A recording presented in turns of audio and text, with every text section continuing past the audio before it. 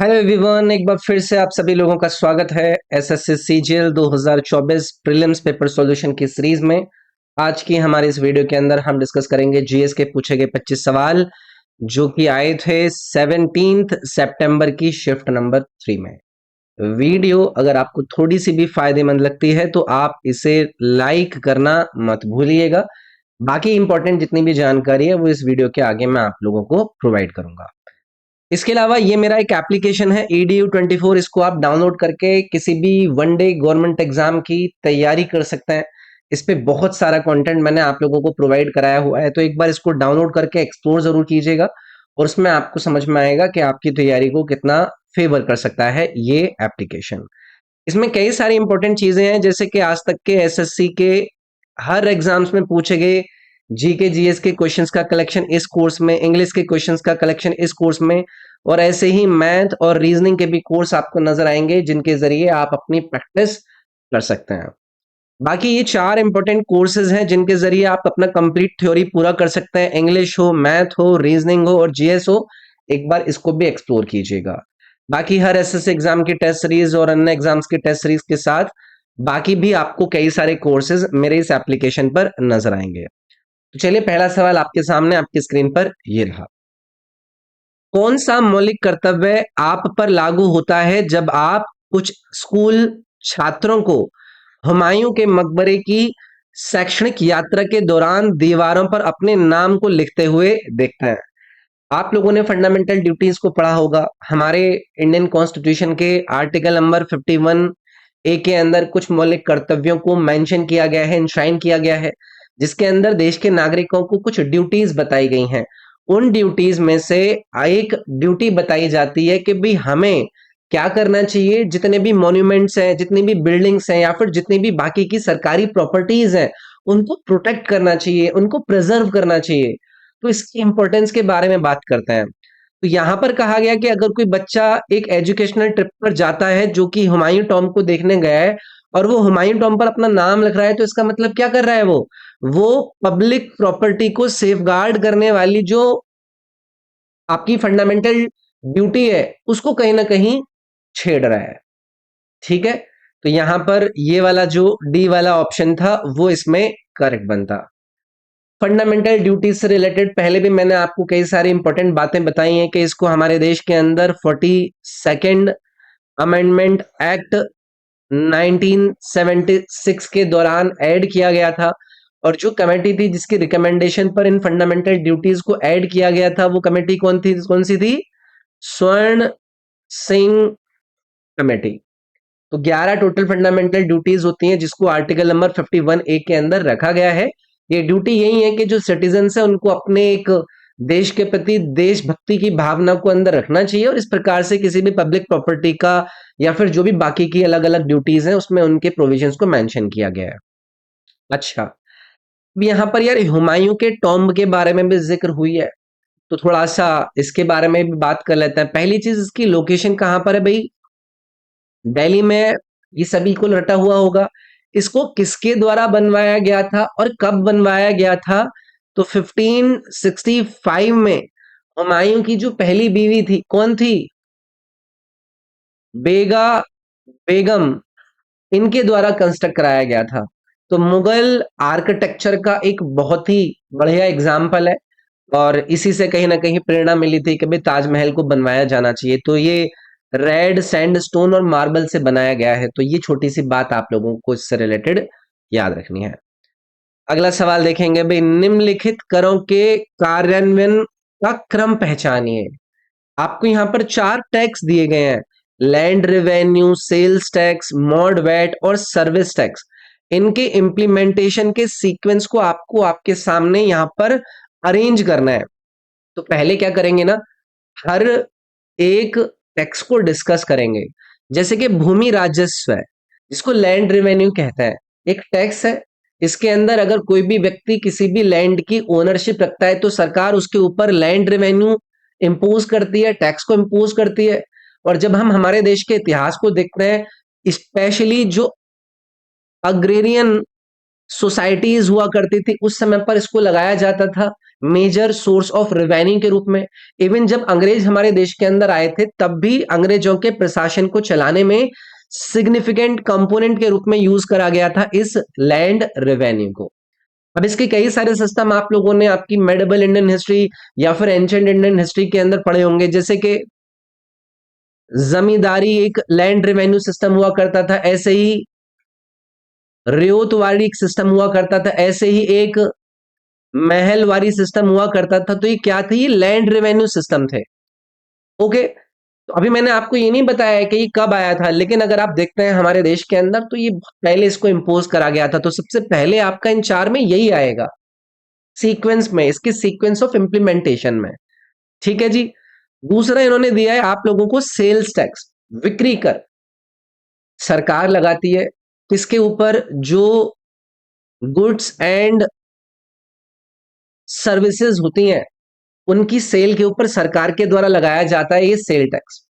ये जनरली जो sale price या फिर विक्री मूल्य होता है ना किसी भी प्रोडक्ट के ऊपर, उसकी परसेंटेज के रूप में लगाया जाता है। तो सरकार यानी कि स्पेशली जो राज्य सरकार है, राज्य सरकार के इंपॉर्टेंट रिवेन्यू के रूप में ये जो आपका सेल टैक्सेस को लगाया जाता था। फिर आपको पता है कि 2017 में जीएसटी आता है और जीएसटी के साथ इसको सब्ज्यूम कर दिया गया था सेल टैक्स को। इसको लेकर कोई दिक्कत नहीं होनी चाहिए। फिर एक यहां पर आपको दिया गया है मॉड वैट। मॉड वैट का मतलब होता है मॉडिफाइड वैल्यू एडेड टैक्स। इसको भारत के अंदर इंट्रोड्यूस किया गया था 1986 में।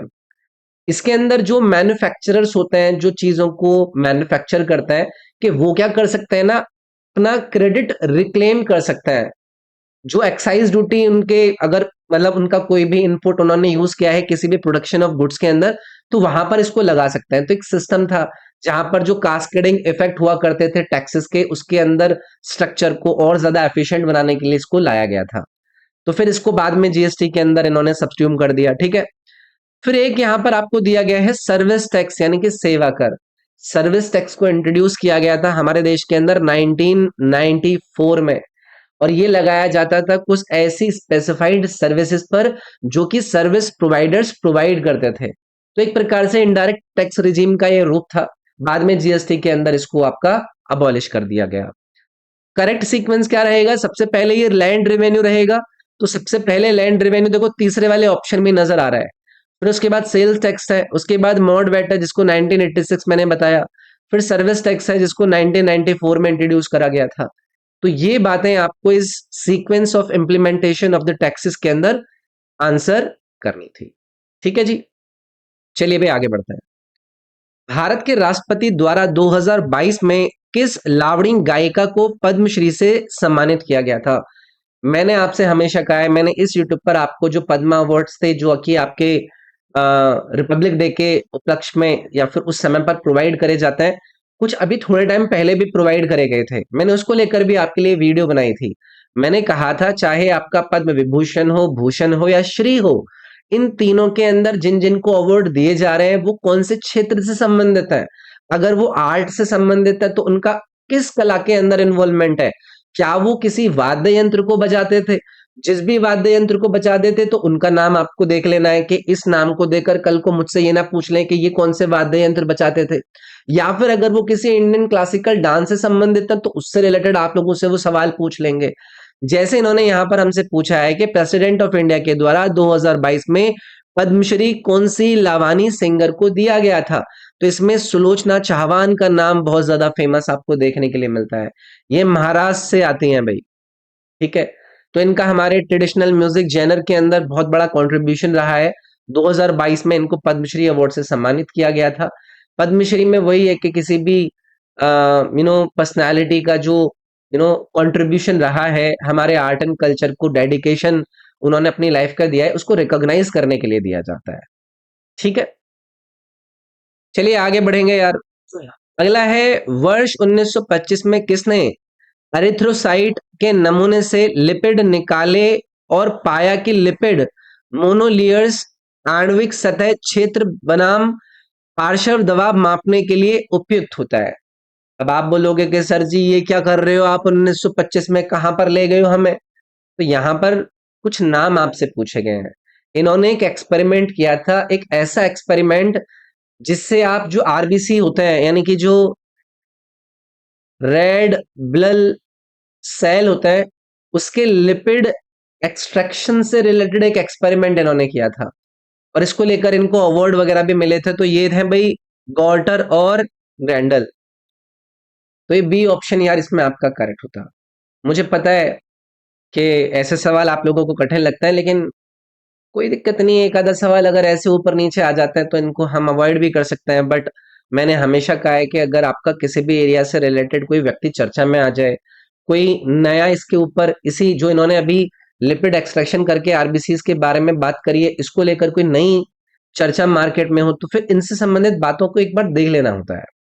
ठीक है, चलिए आगे बढ़ते हैं। निम्नलिखित में से कौन उष्णकटिबंधीय पर्णपाती वनों की प्रजाति है? ट्रॉपिकल डेसिडियस फॉरेस्ट की स्पीशीज का इन चार विकल्प में से आपसे नाम पूछा जा रहा है। आप लोगों ने अपने घरों में इस लकड़ी के बने हुए फर्नीचर्स को यूज शायद किया हो। बहुत सारे लोग इसको यूज करते थे क्योंकि इस लकड़ी के बने हुए फर्नीचर में कभी भी दीमक नहीं लगता था, कभी इससे पानी से किसी भी प्रकार की सीलन नहीं आती थी। ये है टीक, एक लार्ज डेसिडियस ट्री, यानी कि पर्णपाती वनों के एग्जाम्पल के रूप में नजर आता है, जिसको हमारे देश के, मतलब इस पूरे विश्व के साउथ या फिर साउथ ईस्ट कंट्रीज के अंदर हम देखते हैं। तो इनकी हाई क्वालिटी होती है इस लकड़ी की, काफी ड्यूरेबल ये होता है। तो ये एक एग्जाम्पल है आपके इस ट्रॉपिकल डेसिडियस फॉरेस्ट का। तो याद रखेंगे, इसको लेकर कोई दिक्कत नहीं होनी चाहिए। अच्छा, इसको लेकर ना एक और सवाल पूछा गया था, अगर आप लोगों को याद है। ट्रॉपिकल डेसिडियस फॉरेस्ट को एक और नाम से जाना जाता है, वो कौन सा है? मॉनसून फॉरेस्ट, इस नाम से भी जाना जाता है। तो ये उन वाले क्षेत्रों में देखने के लिए मिलते हैं जो कि बहुत ही ज्यादा वेट और ड्राई सीजन्स को एक्सपीरियंस करता है। तो वाटर को कंजर्व करने के लिए जो इनकी पत्तियां होती है ना, वो ड्राई सीजन के दौरान अपने आप को शेड कर देती हैं, झाड़ देती हैं, सो दैट के पानी की जो जरूरत है पेड़ को वो बनी रहे। ठीक है, तो इसमें एक मैंने आपको टीक का बता दिया। और अगर मान लो कल को आपसे पूछ लिया जाए, एक साल का पेड़ होता है, साल ट्री, सैंडलवुड याद रख सकता है, ये भी आपका इस ट्रॉपिकल डेसिडियस फॉरेस्ट का ही एग्जाम्पल। और बैम्बू को भी याद रखिएगा, बांस। तो ये सारे के सारे जो एग्जाम्पल मैंने बताए हैं, ये आपको ट्रॉपिकल डेसिडियस फॉरेस्ट के बताए हैं। ठीक है, अब देखो यहाँ पर और भी इन्होंने नाम दिए हैं, उस पर ज्यादा चर्चा नहीं करता है ना, वरना फिर बहुत ज्यादा लंबा ये डिस्कशन हो जाएगा। जैसे कि इन्होंने ये इबोनी का नाम यहाँ पर दिया है, तो ये इबोनी ट्री मतलब डार्क लकड़ियों को प्रोड्यूस करता है। इनकी हार्डनेस और इनकी जो क्वालिटी होती है ना, वो भी बहुत ज्यादा मजेदार होती है। खैर, इन पर बाकियों पर ऑप्शंस पर कभी और चर्चा करेंगे। निम्नलिखित में से फरवरी 2023 में झारखंड का राज्यपाल किसे नियुक्त किया गया था? यार देखो, किसी भी राज्य के राज्यपाल हो, मुख्यमंत्री हो, या फिर कोई भी इंपॉर्टेंट अपॉइंटमेंट हो, उनको लेकर सवाल आपके बनता है। तो यहाँ पर आपको सीपी राधाकृष्णन का नाम नजर आ रहा होगा। इनको इस समय पर भारतीय जनता पार्टी से ये रहे हैं, एक पॉलिटिकल मेंबर रहे हैं भारतीय जनता पार्टी के। इनको झारखंड का गवर्नर बनाया गया था। ठीक है, बाकी देखते रहना है कोई कौन से राज्य के अंदर कौन से गवर्नर है, वो हमें आइडिया होना चाहिए। निम्नलिखित में से कौन सा सबसे अम्लीय है, यानी कि मोस्ट एसिडिक बताना है भाई आपको इन चार के अंदर। अब देखो, आपको यहां पर चारों के चारों एसिड ही दिए हैं। अब किसी भी कंपाउंड की एसिडिटी अगर आपको हमें चेक करनी है, तो उसके अंदर हमें ना कई सारे सीक्वेंस देखने होते हैं। जैसे कि एग्जाम्पल के तौर पे इन चार में एक आपको दिया है फॉर्मिक एसिड। फॉर्मिक एसिड का फॉर्मूला आप लोगों को पता है, ये HCOOH होता है। ये सिंपलेस्ट कार्बोक्सिलिक एसिड होता है, और इसको इन चारों विकल्प में आप सबसे ज्यादा अम्लीय यानी कि एसिडिक के रूप में देखते हैं। हाईएस्ट एसिडिटी होती है, क्यों? क्योंकि इनके अंदर ना जो इलेक्ट्रॉन डोनेटिंग एल्काइल ग्रुप है, वो आपको प्रेजेंस नजर आता है, जिसकी वजह से जो एसिडिटी है वो कहीं ना कहीं कॉन्जुगेट बेस के साथ डिस्टेबलाइज हो जाती है। तो इस पर उतना ज्यादा नहीं जाएंगे, लेकिन फिलहाल आप याद रखिएगा फॉर्मिक एसिड इन चार में आपका क्या था, सबसे ज्यादा एसिडिक था। अच्छा, इसमें और भी आपको ऑप्शन दिए हैं, जैसे कि ये C2H5 COOH, इसको क्या बोला जाता है? इसको बोला जाता है प्रोपेनोइक एसिड। प्रोपेनोइक एसिड के नाम से इसको जाना जाता है, आपका C2H5COOH को। अच्छा जी, उसके बाद यहाँ पर ये आपको दिया गया है CH3COOH, सभी ने पढ़ा होगा इसके बारे में। इसको हम एसिटिक एसिड कह देते हैं भाई। और फिर उसके बाद है ये आपका C3H7COOH, इसको बोला जाता है ब्यूटेनोइक एसिड। ब्यूटेनोइक एसिड, तो इनके केमिकल नेम एटलीस्ट पता होने चाहिए, ठीक है, तो ये हमें याद रखेंगे। बाकी ये जो मैंने फॉर्मिक एसिड की बात करी थी, इसको इंडस्ट्रियल प्रोसेसिंग के अंदर बहुत ज्यादा यूज करा जाता है। चलिए आगे बढ़ेंगे। स्टैंड अप इंडिया पहल का मुख्य उद्देश्य क्या है? स्टैंड अप इंडिया इनिशिएटिव का प्राइमरी ऑब्जेक्टिव, ये आप लोगों से पूछ रहे हैं। जब कभी भी मैं आपको हमारे इस यूट्यूब चैनल पर करंट अफेयर पढ़ाता हूं, तो हाल फिलहाल में, वीक में या दिनों में कोई भी अगर इनिशिएटिव स्कीम अगर चर्चा में रहती है, तो मैं उसकी दोबारा से आप लोगों के साथ इनिशिएटिव पर चर्चा करता हूं।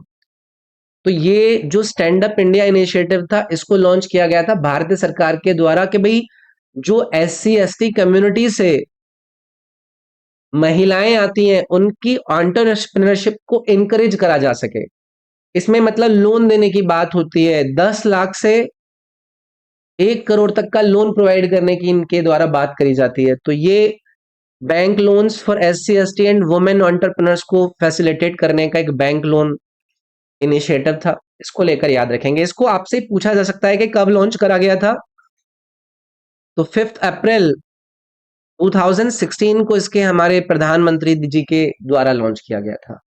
तो याद रखेंगे इसको लॉन्च कब करा गया था, ये भी याद रखना है हमें। ओके, चलिए आगे बढ़ेंगे। भारत के संविधान के निम्नलिखित में से किस अनुच्छेद में यह निर्धारित किया गया है कि राज्य और संघ राज्य क्षेत्र के प्रतिनिधियों द्वारा भरे जाने वाले राज्य परिषद की सीटों के आवंटन चौथी अनुसूची में दिए गए प्रावधानों के अनुसार होंगे?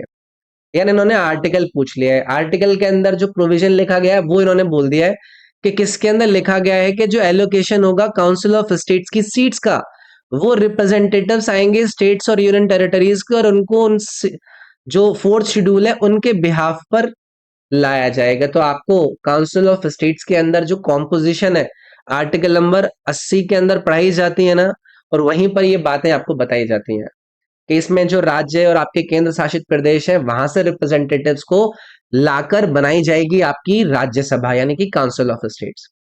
और ये सारी की सारी जो प्रोविजंस हैं कि किस प्रकार से लाई जाएगी, वो कौन सी अनुसूची में है, वो फोर्थ शेड्यूल के अंदर मेंशन है। तो ये चीज आप लोग अगर याद रख पाए तो याद रखिएगा। बाकी यहाँ पर कुछ और भी आर्टिकल यूज हो रखे हैं, जैसे कि आर्टिकल नंबर 81 को लेकर आपसे पहले भी डिस्कशन मैंने किया है।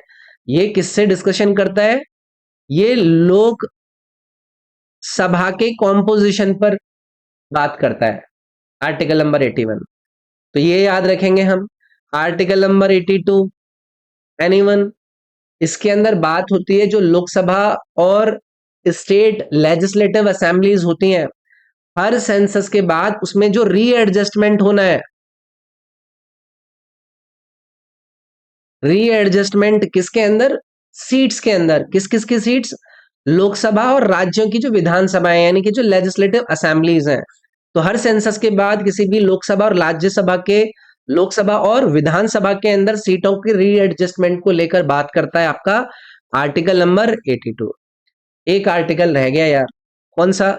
Article number 83। एनीवन? पार्लियामेंट के जो हाउसेज हैं उनकी ड्यूरेशन को लेकर स्पेसिफिकेशन देता है आपको आर्टिकल नंबर 83, कि भाई जो लोकसभा है वो 5 साल तक रहेगी, जब तक उसको अगर बीच में कोई डिसॉल्व ना कर दे। और जबकि जो राज्यसभा है उसका कितना होता है? वो एक परमानेंट बॉडी होती है, जिसके जो 1/3 मेंबर होते हैं वो क्या होता है, हर 2 साल के बाद रिटायर होते रहता है। इस पर बात हुई है, तो ये भी आपका आपका आता है आर्टिकल नंबर 83 में। फोर्थ शेड्यूल को लेकर ऑलरेडी मैंने बात कर ली है कि भाई जो राज्यसभा है उसके अंदर एलोकेशन जो होंगी सीट्स की, हर स्टेट और यूनियन टेरिटरी से वो किस प्रकार से होंगी, वो मैंने आपको ऑलरेडी बताया। चलिए आगे बढ़ेंगे भाई। अन्नपूर्णा देवी निम्नलिखित में से किस संगीत वाद्य यंत्र से संबंधित है? कौन से म्यूजिकल इंस्ट्रूमेंट से संबंधित है? कौन अन्नपूर्णा देवी जी? एक इंडियन सुरबहार के नाम से इनको जाना जाता है। और एक घराना, इनका घराना भी अगर आपको याद रख पाए आप, मैहार घराना से ही आती हैं। ठीक है, घराना क्या होता है इस पर पहले मैं आप लोगों के साथ चर्चा कर चुका हूं। तो ये सुरबहार, जिसको आप पैस सितार के रूप में भी देखते हैं, बस सितार, तो उसको कहा जाता है सुरबहार, इससे आपकी संबंधित है। ठीक है, तो याद रखेंगे ऐसे जो बड़े बड़े मतलब लोग रहे हैं जिनका इस प्रकार से हिंदुस्तानी क्लासिकल म्यूजिक के अंदर इनका योगदान रहा है, उनको लेकर हमसे अगर कल कोई कुछ चीज पूछ लें तो आप लोगों को याद रख लेंगे। सितार के एक बहुत बड़े वादक का मैंने आप लोगों के साथ पहले कभी डिस्कशन किया होगा, रविशंकर का, रविशंकर जी का। तो रविशंकर जी की ये स्पाउस है। ठीक है, इंडियन क्लासिकल म्यूजिक के अंदर इनका काफी बड़ा योगदान रहा है। विश्व बहार को लेकर हो सकता है आप मुझसे पूछ लें, तो इसको बास सितार के नाम से भी जाना जाता है। इसकी फोटो देख लेना, नॉर्थ इंडिया के अंदर क्लासिकल म्यूजिक के रूप में इसको काफी यूज किया जाता है। अगला सवाल है, 1976 में भारत में पहला महिला अंतरराष्ट्रीय टेस्ट क्रिकेट मैच कहां आयोजित किया गया था? 1976 की बात कर रहे हैं। First women's international test cricket को होस्ट किया गया था इंडिया में, इन चार विकल्प में से कहां पर? पहली चीज तो ये आप लोगों को याद रहेगा कि आयोजन कब करा गया था, 1976 के अंदर कराया गया था, और इसको बेंगलुरु में आयोजित कराया गया था। इसमें बी ऑप्शन आपका करेक्ट आंसर हो जाएगा।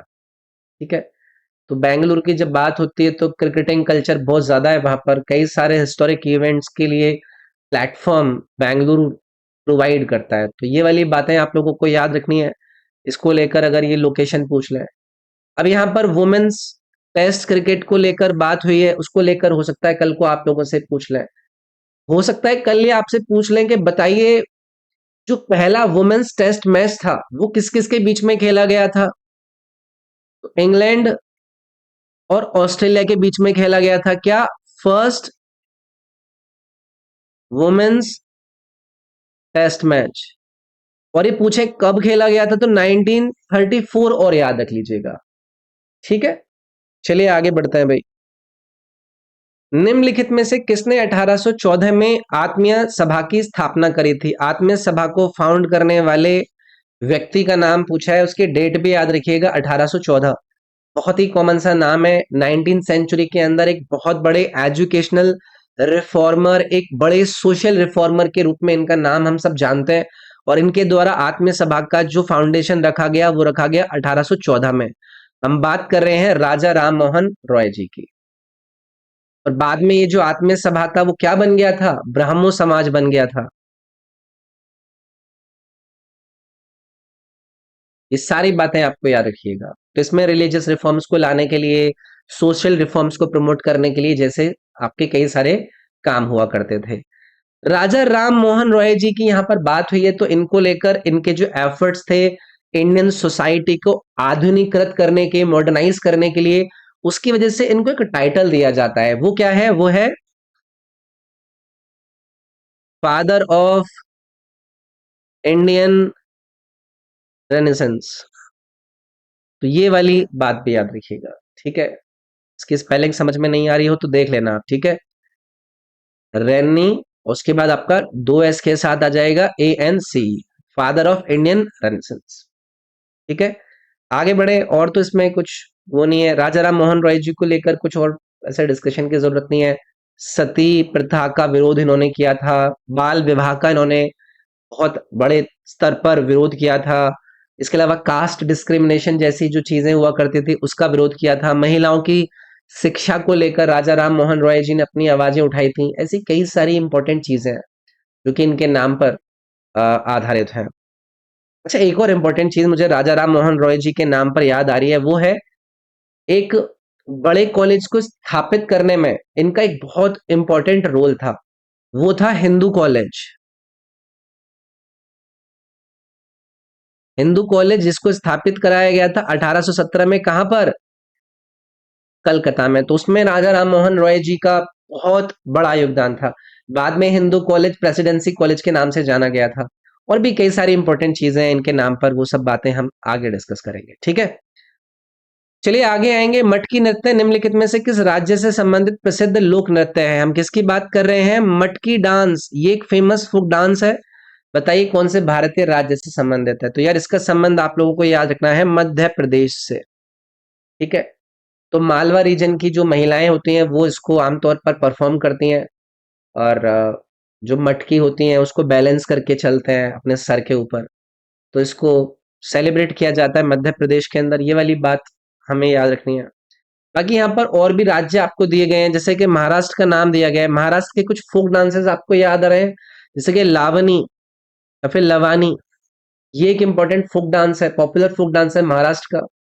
यहाँ पर इसको सेलिब्रेट किया जाता है, ट्रेडिशनल म्यूजिक की बीट्स पर इसको परफॉर्म करते हैं। तो ये एक आप महाराष्ट्र से रिलेटेड याद रखिएगा। गुजरात से संबंधित कोई फोक डांस आपको याद हो रहा है? गरबा सभी ने सुना होगा, डांडिया रास, डांडिया और गरबा, ये सभी को रटा हुआ। पंजाब में कई सारे आपको डांस फॉर्म नजर आते हैं, भांगड़ा, गिद्दा। अलग अलग राज्यों में कई सारे डांस हैं, ठीक है, तो उस पर हम चर्चा करते रहते हैं। दूसरी गोलमेज बैठक में महात्मा गांधी निम्नलिखित में से किस पार्टी का प्रतिनिधित्व करते थे? दूसरी गोलमेज बैठक की बात हो रही है। Mahatma Gandhi represented which of the following parties? ये आपसे लोगों से पूछा गया है। ऑब्वियस है, भारतीय राष्ट्रीय कांग्रेस यानी कि इंडियन नेशनल कांग्रेस को रिप्रेजेंट किया था गांधी जी ने सेकेंड राउंड टेबल कॉन्फ्रेंस के अंदर। कब आयोजित हुई थी, कहां पर आयोजित हुई थी? बहुत बार चर्चा करी है। लंदन में इसका आयोजन कराया गया था। ये 7 सितंबर से शुरू हुई थी और इसके बाद दिसंबर 1931 के बीच में कई सारी मीटिंग इसके अंदर हुई थी। तो इंडियन नेशनल पार्टी जो कांग्रेस थी वो इस समय पे मेजर पॉलिटिकल पार्टी थी हमारे देश के अंदर, जो कि अंग्रेजों के खिलाफ लड़ने का काम कर रही थी। और गांधी जी ने इस कॉन्फ्रेंस को अटेंड किया था सो दैट के जो किसानों की मांगे हैं, हमारे भारत के देश के लोगों की जो इच्छाएं हैं, उनको इनके सामने रख सके, अंग्रेजों के सामने लेकर जा सके। पहली जो कॉन्फ्रेंस थी वो भी लंदन में हुई थी। पहली वाली कब हुई थी भाई? ये भी सितंबर से दिसंबर में हुई थी, लेकिन ये 1930 में हुई थी। ठीक है, तो बहुत सारी इनके ऊपर चर्चाएं आगे आने वाले हम सवालों में करेंगे और आगे आने वाली चर्चाओं में करेंगे। भारत का अधिकांश अंतरराष्ट्रीय व्यापार किस मार्ग से किया जाता है? जो मेजॉरिटी इंडियन इंटरनेशनल ट्रेड होता है वो बताइए कौन से रूट से होता है? इन 4 विकल्प में से आपको बताना है। रेलवे से, सी एंड रेलवे से, रेलवे एंड एयर से, या फिर सी एंड एयर से। तो देखो यार, ये डेटा वगैरह आपके आते रहता है, जो हमारी कॉमर्स और वाणिज्य मंत्रालय है उनके द्वारा डेटा ऐसे लाती जाता है। तो इंडिया की इंटरनेशनल ट्रेड प्रीडोमेंटली जो कैरी आउट कराई जाती है वो सी और एयर से कैरी आउट कराई जाती है।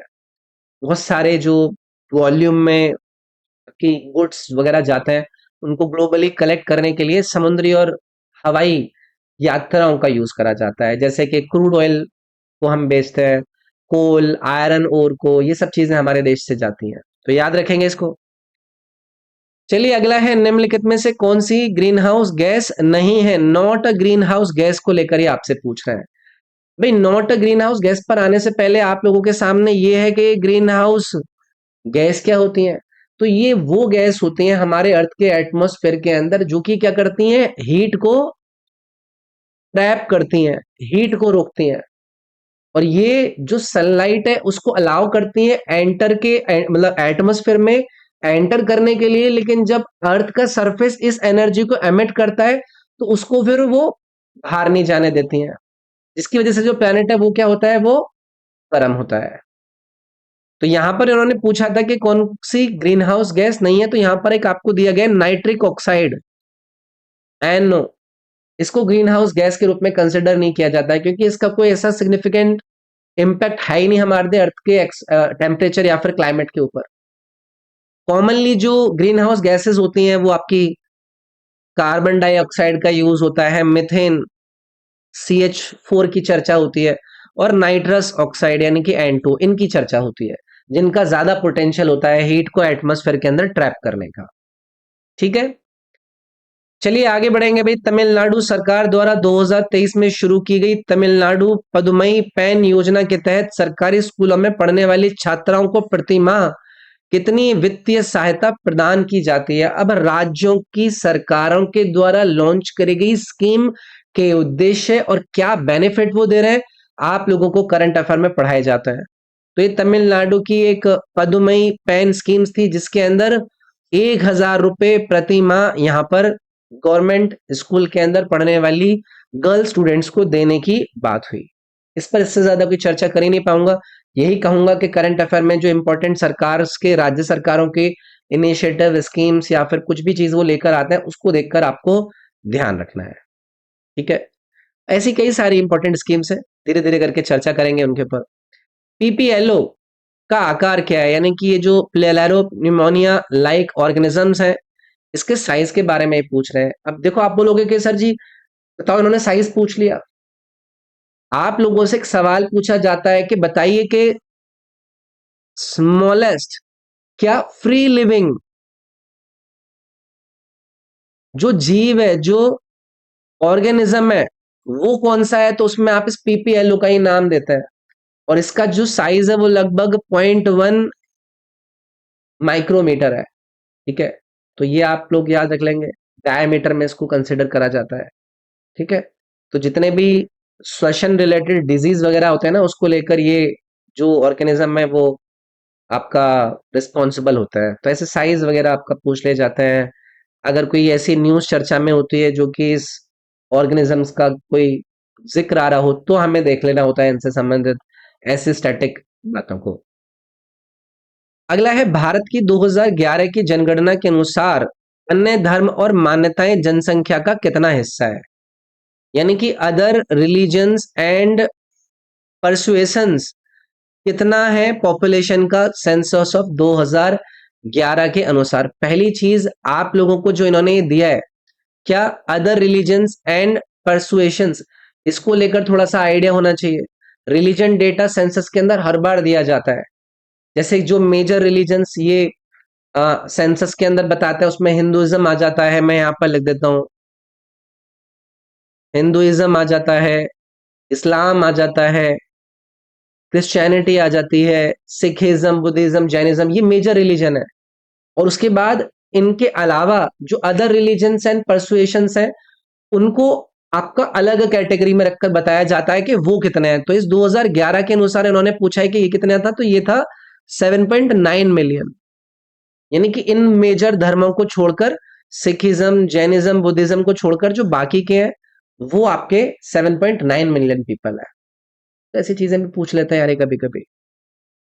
अगला सवाल है, प्रधानमंत्री फसल बीमा योजना के तहत खरीफ खाद और तिलहन फसलों के लिए किसानों द्वारा दी जाने वाली अधिकतम प्रीमियम दर क्या है। प्रधानमंत्री फसल बीमा योजना एक इंपॉर्टेंट योजना है, इसके अंदर क्रॉप यानी कि कृषि को इंश्योरेंस दिया जाता है। सरकार, भारत की सरकार ने इसको लॉन्च किया था। इसके अंदर जो मैक्सिमम पेबल अमाउंट फार्मर्स के द्वारा वो है 2%। सारी की सारी जो खरीफ फूड्स होते हैं या फिर जैसे ऑयल सीड्स क्रॉप्स की बात होती है, उनको लेकर। तो इस योजना का उद्देश्य यही था कि इंश्योरेंस जो कवरेज है या फिर फाइनेंशियल सपोर्ट है किसानों को, वो प्रोवाइड कराया जाए। मान लो कि कभी कोई नेचुरल कैलेमिटी आ गई, कीड़े लग गए, कुछ डिजीज आ गए, जिसकी वजह से फसल बर्बाद हो गई, तो उसको लेकर है ये। तो इसमें फार्मर्स की जो इनकम है उसको अच्छे से स्टेबलाइज करना, उसको इंश्योर करना, ताकि किसान अपनी खेती करते रहें, उसको लेकर ये योजना लाई गई थी। ठीक है, अगला सवाल है, मौखरी वंश ने उत्तर प्रदेश के पश्चिमी भाग के किस नगर पर शासन किया, जो समय के साथ पाटलिपुत्र के स्थान पर उत्तर भारत का राजनीतिक केंद्र बन गया। मैं मौखरीज की बात कर रहा हूं, वो कौन सी जगह है जिस पर इन्होंने रूल किया, वेस्टर्न उत्तर प्रदेश के अंदर, जिसने ओवर अ टाइम पाटलिपुत्र को रिप्लेस करके नॉर्थन इंडिया के अंदर एक बड़े पॉलिटिकल सेंटर के रूप में अपने आप को उभारा। तो ये है भाई कन्नौज, जिसके ऊपर मौखरीज, जिस पर मैंने मौखरीज के बारे में आप लोगों के साथ चर्चा भी करी थी। कौन सी थी ये मौखरी डायनेस्टी, ये नॉर्थन इंडिया के कई सारे भागों को रूल करती है। अर्ली मेडिवल पीरियड में ये आपको देखने के लिए मिलती है, 6th और 7th सेंचुरी एडी के बीच में ये आपको नजर आते हैं। इनिशियली ये गुप्ता एम्पायर के प्रकार से साथ में पैरेलली इनको सर्व करता है, लेकिन बाद में अपने आप को इंडिपेंडेंट घोषित कर देता है। इसके एक सबसे इंपॉर्टेंट रूलर का आप लोगों के से मैं नाम पूछना चाहूंगा, इसी मौखरी डायनेस्टी का।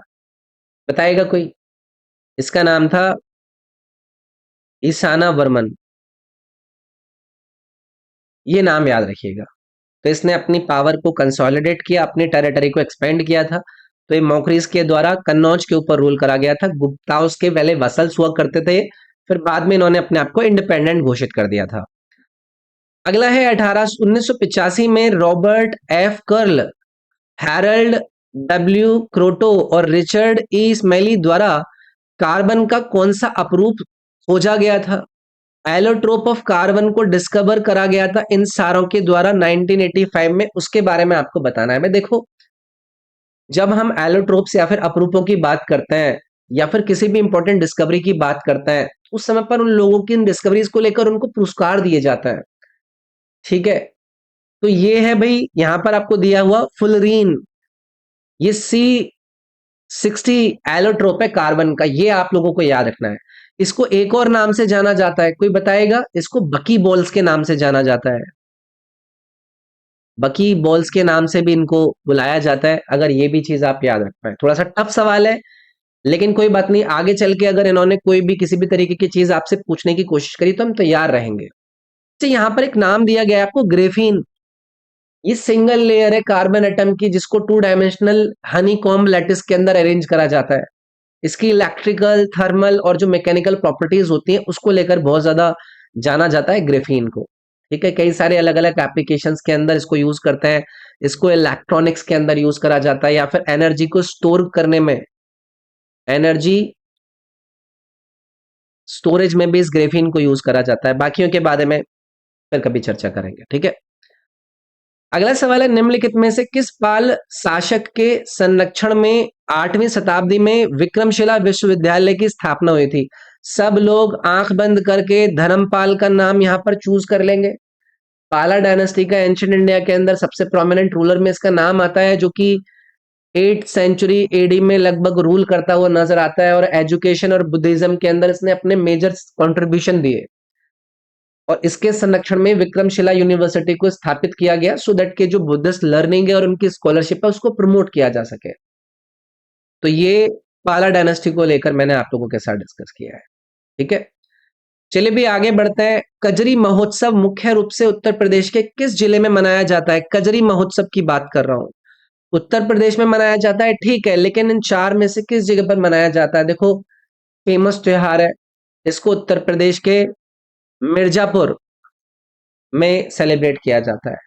मिर्जापुर वेब सीरीज तो आपने देख रखी होगी। तो एक कजरी फोक सॉन्ग है, उसके नाम पर इस फेस्टिवल का नाम रखा गया है। अगर कल कोई पूछ ले किस मंथ में मनाया जाता है, तो ये अगस्त के महीने में मनाया जाता है।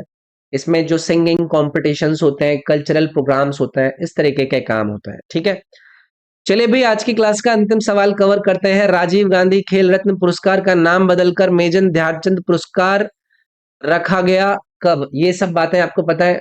रिनेम कर दिया गया था, मेजर ध्यानचंद अवार्ड रख दिया गया था 6 अगस्त 2021 को। भारत सरकार के द्वारा लिया गया था, जो हमारे हॉकी के लेजेंड मेजर ध्यानचंद थे उनको ऑनर करने के लिए।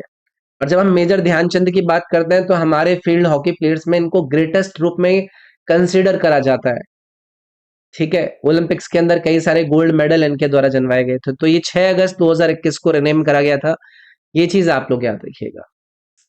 अच्छा, अगर राजीव गांधी खेल रत्न की बात हो रही है, इसको लेकर अगर आपसे पूछ ले तो इसको कब गठित करा गया था? ये 1991-92 में राजीव गांधी खेल रत्न अवार्ड को गठित किया गया था।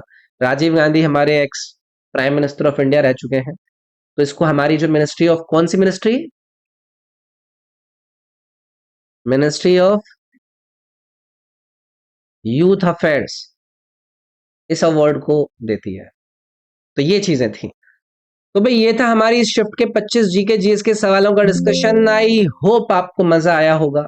अगर मजा आया तो इस वीडियो को आप लोगों को लाइक जरूर करना है। अगर आपने चैनल को सब्सक्राइब नहीं करा हुआ तो प्लीज सब्सक्राइब कर लीजिएगा। अगर आपका कोई फ्रेंड SSC CGL 2024 के प्रीवियस ईयर पेपर्स को, उसके सॉल्यूशन को ढूंढ रहा है, तो उनके साथ आप इस वीडियो को शेयर भी कर सकते हैं। अपना कमेंट करके जरूर बताइएगा कि सेशंस आपको कैसे लग रहे हैं। बाकी ये मेरे एप्लीकेशन को आप जरूर डाउनलोड करके एक बार एक्सप्लोर कीजिएगा। Current affair, static GK, GK के सारे सब्जेक्ट, आपका English, reasoning, math, GK GS, सारी चीजें आपको इस ऐप पर नजर आएंगी। टेस्ट सीरीज वगैरह सब है, तो एक बार इसको एक्सप्लोर जरूर करना, आपको इससे जरूर फायदा होगा। मिलता हूं अगली शिफ्ट के अंदर, अपना ख्याल रखिए। Thank you, take care, bye bye.